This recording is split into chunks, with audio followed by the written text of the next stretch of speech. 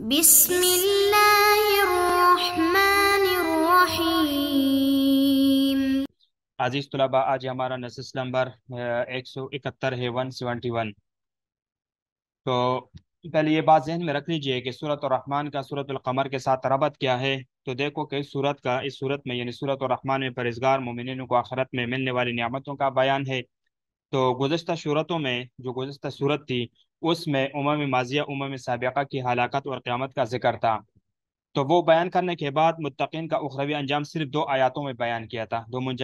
جو متقین تھے ان کی جو انجام تھا تو وہ یہ پہلی ان المتقین فی جنات و نہر اور فی مقعد الصدق عند ملیک مقتدر، ان دونوں آیات میں ان کا جو ہے نا وہ انجام اخروی بیان کیا تھا۔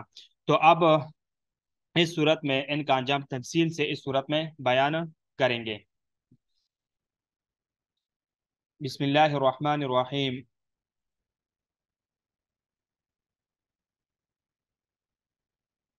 خلق الإنسان من صلصال كالفخار وخلق الجان من مارج من نار فبأي آلاء ربكما تكذبان رب المشرقين ورب المغربين فبأي آلاء ربكما تكذبان مرج البحرين يلتقيان بينهما برزخ لا يبغيان فبأي آلاء ربكما تكذبان يخرج منهما اللؤلؤ والمرجان فبأي آلاء ربكما تكذبان وله الجوار المنشآت في البحر كالأعلام فبأي آلاء ربكما تكذبان۔ عزیز طلباء، پہلے ان آیات مبارکہ کا ترجمہ دیکھ لیجئے۔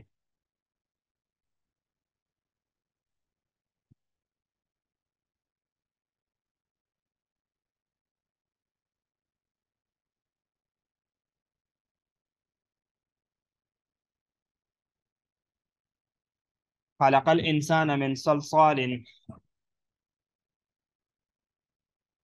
اللہ فرماتے ہیں کہ خلق الانسان، پیدا کیا اللہ نے الانسان انسان کو من صال، گنگناتی مٹی سے یعنی گنگنانی مٹی سے، کالفخار جیسے ٹکری، وخلق اور پیدا کیا الجان جان کو من مارج من نار ملنے والی آگ سے، فبأي آلاء ربكما تكذبان تو پھر تم اپنے رب کی کون سے نعمتوں کو جٹلاؤ گے۔ رب المشرقین، دو مشرقوں کے پروردگار، و رب المغربین اور دو مغربوں کے پروردگار، فبأي آلاء ربكما تكذبان بس کون سی نعمتوں کو اپنے رب کی جٹلاؤ گے تم دونوں۔ مرج البحرین، بہایا چلایا البحرین دو دریاؤں کو، یلتقیان ملتے ہیں دونوں، بینہما دونوں کے درمیان، برزخ ایک آڑ ہے، لا یبغیان نہیں زیادتی کرتے دونوں، فبأي آلاء ربكما تكذبان بس کون سی نعمتوں کو اپنے رب کی تم دونوں جٹلاؤ گے۔ یخرج نکلتے ہیں منہا ان دونوں سے، اللؤلؤ موتی، والمرجان اور یہ بھی ایک قسم کی موتی ہے یعنی مونکی، فبأي آلاء ربكما تكذبان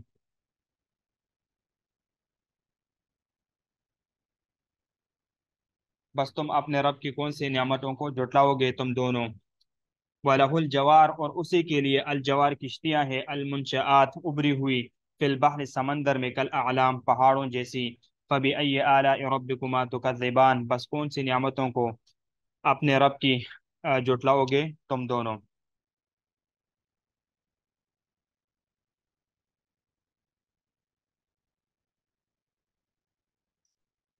دیکھیے معارج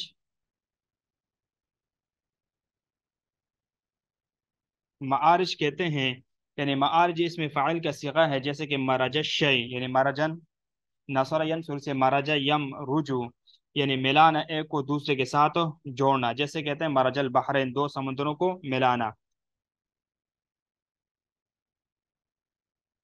اور من جو ہے من من معارج، تو من کیا ہے یہ اس میں ہے من ابتدائیہ ہے۔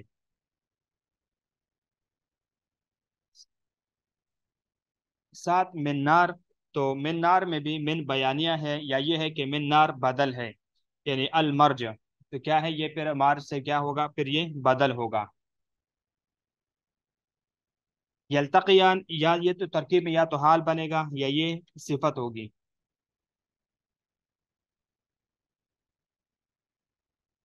المرجان، دیکھو مرجان یہ ایک قسم کی سمندری کیڑوں کو کا گھر ہے، اور مرجان کے معنی چھوٹے موتی بھی، بعض لوگوں نے اس کے چھوٹے موتی وغیرہ بھی اس کے معنی کیے گئے ہیں۔ اور اس کو جو ہے نا وہ مونگا کہا جاتا ہے، اردو میں مونگا کہتے ہیں۔ اور یہ ایک سمندری جو ہے نا کیڑا ہوتا ہے جس سے موتیاں وغیرہ نکلتی ہے۔ الجوار، جوار سے مراد جو ہے نا الجوار یہ جاریتن کی جمع ہے، یعنی کشتی وغیرہ۔ المنشآت، منشآت یہ المنشآتن کی جمع ہے، اس میں مفعول کا صیغہ ہے انشاء، انشاء یعنی مصدر، مصدر ہے۔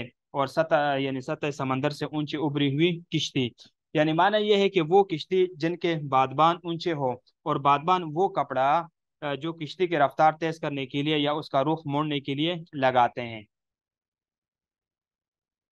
اعلام،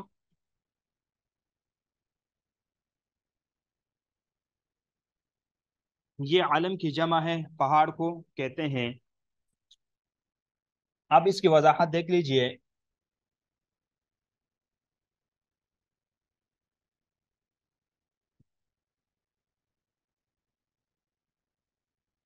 کہ اللہ رب العزت فرماتے ہیں کہ خلق الانسان من صلصال، یعنی اسی نے انسان کو پیدا کیا بجتی مٹی سے، صلصال یعنی خشک مٹی سے جس سے آواز آئے، کل فخار جو ٹیکری کی طرح تھی، یعنی فخار آگ سے پکی ہوئی مٹی، اور اس کو ٹیکری وغیرہ کہتے ہیں۔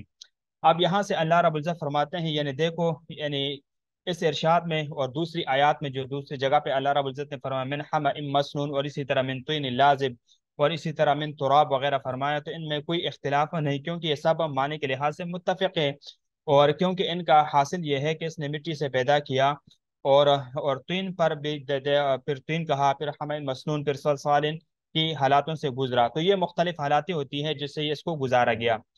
وَخَلَقَ الْجَانَّ مِن مَارِجٍ مِّن نَار، اور جنات کو خاص آگ سے پیدا کیا۔ الجان جنات کا ایک یعنی جنات کا باپ مراد ہے۔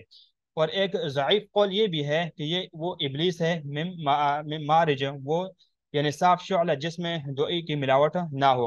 اور ایک قول یہ ہے کہ وہ شعلہ جس میں آگ کی سیاہی ملی ہوئی ہو، جیسے کہ یہ کہ مرج، اور یہ جو ہے نا مرج شے سے بنا ہے، جس کا معنی ہے یعنی مسترف ہونا اور ملنا۔ من نار یہ مارجن کا بیان ہے، گویا کہ اس طرح کہا گیا ہے کہ من صاف من نار او مختلط من نار، صاف آگ یا ملی جلی آگ سے، یا من نار سے مراد مخصوص آگ ہے، جیسے کہ اس ارشاد میں اللہ تعالیٰ نے فرمایا فَأَنذَرْتُكُمْ نَارًا تَلَظَّىٰ فَبِأَيِّ آلَاءِ رَبِّكُمَا تُكَذِّبَانِ، بس تم اپنے رب کی کون کون سی نعمتوں کو جھٹلاؤ گے۔ رب المشرقین و رب المغربین، وہ دونوں مشرقوں اور دونوں مغربوں کا مالک ہے، تو دو مشرق اور مغرب سے گرمیوں اور سردیوں کے مشرق اور مغرب مراد ہے۔ فَبِأَيِّ آلَاءِ رَبِّكُمَا تُكَذِّبَانِ، بس تم اپنے رب کی کون کون سی نعمتوں کو جھٹلاؤ گے۔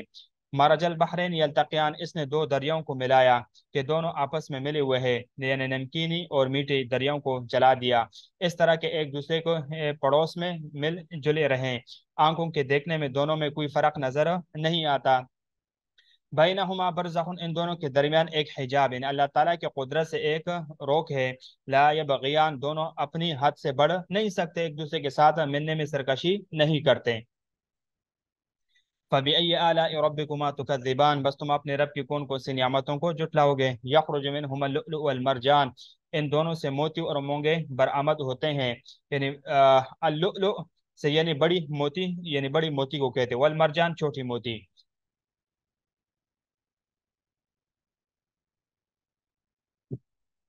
یعنی یہ دونوں یخرجان من البحر، یعنی حالانکہ یہ تمام بحر سے، یعنی وہ کہتے ہیں اللہ فرمائے یخرج منہما اللؤلؤ والمرجان، کہ دیکھیے کہ یہ دونوں جو ہے نا وہ سمندر سے نکلتے ہیں، اور دونوں یعنی مطلب یہ ہے کہ دونوں سمندروں سے نکلتے ہیں، حالانکہ صرف نمکینی سے نکلتے ہیں، کیونکہ دونوں مل گئے اور ایک شے کی طرح ہو گئے، تو پھر یہ کہنا درست ہو گیا کہ دونوں سے نکلتے ہیں، جس سے کہتے ہیں کہ یخرجان من البحر، حالانکہ وہ تمام بحر سے نہیں نکلتے بلکہ بعض حصے سے نکلتے ہیں۔ اور جیسے کہ محاورہ میں بولتے ہیں کہ خرجت من البلد، حالانکہ یعنی تم یعنی شہر کے کسی ایک حصے سے نکلے ہو، پورے بلد سے نہیں نکلے ہو، لیکن پھر بھی کہتے ہیں یعنی خرجت من البلد، تو میں شہر سے نکلا ہوں، تو اسی طرح یہ بھی سمندر کے ایک حصے سے نکلتے ہیں، اس لیے تو کہنے کا مقصد یہ ہے کہ وہ کسی ایک حصے سے نکل رہے ہیں۔ اور یہ یعنی ایک قول یہ بھی ہے کہ اس مقام سے نکلتے ہیں جہاں میٹھے اور نمکینی پانی آپس میں مل جاتے ہیں۔ فبأي آلاء ربكما تكذبان، بس تم اپنے رب کی کون کون سی نعمتوں کو جھٹلاؤ گے۔ وَلَهُ الجوار، اور اسی کے ہیں جہاز، یعنی اللہ تعالیٰ کے الجوار یہ جمع جاریتن کی یعنی کشتیاں۔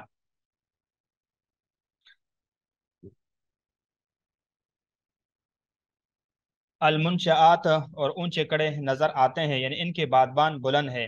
اب تو یعنی دیکھو، اب بادبان کی تعویل کی حاجت نہیں، خود بخود یعنی جاز کئی کئی گویا کے شہر آباد ہے، اور وہ بڑے یعنی اونچے نظر آتے ہیں۔ جیسے کہ آج کل جو ہے نا بڑی بحریہ جہازوں کو دیکھو، بندے کو ایسا معلوم ہوتا ہے کہ یہ تو پورے شہر اور پورے شہر آباد ہوا ہے۔ تو اب بادبان کی جو ہے نا تفسیر کی اور تعویل کی اتنی زیادہ حاجت اور ضرورت نہیں رہی ہے۔ فی البحر کالاعلام، فی البحر کالاعلام یعنی سمندر میں پہاڑوں کی طرح، اعلام جمع علم کے لمبے پہاڑ کو کہا جاتا ہے۔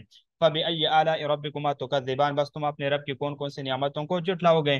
تو یہ اللہ تعالیٰ کی جو ہے نا بڑی بڑی نعمتیں ہیں کہ دیکھو، ایک سمندر کو دوسرے سمندر سے ملانا، پھر ان سمندروں سے موتی اور مرجان وغیرہ کو نکالنا، تو یہ تو اللہ تعالیٰ کی جو ہے نا بڑی نشانی ہے۔ اور اسی طرح کشتی کو دیکھو کہ کشتیاں جو ہے ان موجوں میں ان سمندروں میں چلتی ہے، اور کتنے دیکھو بڑے بڑے بحریہ جہازیں ہوتی ہے، شپنگ ہوتی ہے، جو بڑے بڑے جو ہے نا پورے پورے کمنڈ ہے، یعنی اس کے اندر جو ہے نا پورے کنٹینر لادے جاتے ہیں، اور اس کو ایک جگہ سے دوسری جگہ منتقل کیا جاتا ہے۔